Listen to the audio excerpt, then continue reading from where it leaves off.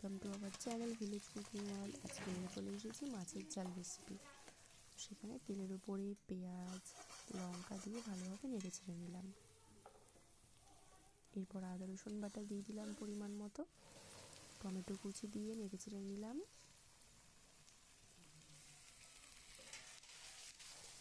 তারপর নুন হলুদ পরিমাণ মতো, ধনে গুঁড়ো জিরে গুঁড়ো মরিচের গুঁড়ো দিয়ে নেড়ে ছেড়ে নিলাম।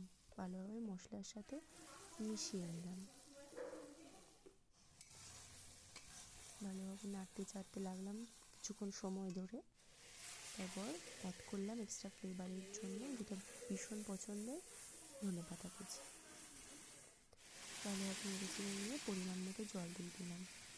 মশলার সাথে এটাকে মিশতে দেওয়ার জন্য কিছুক্ষণ ওয়েট করতে লাগলাম।